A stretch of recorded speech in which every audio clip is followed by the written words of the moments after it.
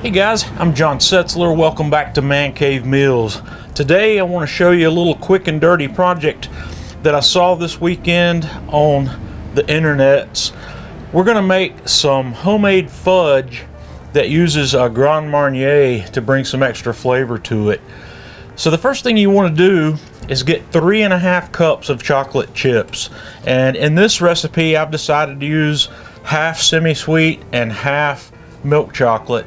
And you're going to want to put these in a non-reactive bowl, put them in your microwave and melt them per the package instructions, or use a double boiler, or use whatever method works best for you for melting chocolate. Once you have your chocolate melted and have it nice and smooth, you're going to want to add 1 cup of sweetened condensed milk. Then add 1 teaspoon of vanilla extract.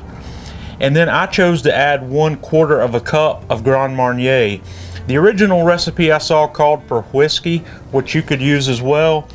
And once you have that in there, you just want to stir this up and get it completely mixed. And it's going to thicken up a little bit as you work this in, but just keep stirring it until it's as smooth as possible. When you have all that mixed up, you want to take an 8x8 baking dish, or you could even do this in a 10-inch cast iron pan. You want to line it with foil so it makes it easy to get it out.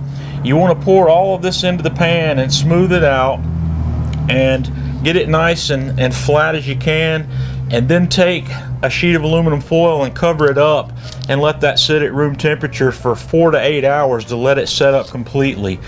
And once that's done, toss it in the refrigerator for an hour or so before you turn it out onto a cutting board to cut this into squares. Guys, this stuff is really amazingly tasty. It's quick and easy to make. Experiment with this. Try whiskey, try Grand Marnier, try whatever you might like in it. Until next time, this is John Setzler with Man Cave Meals.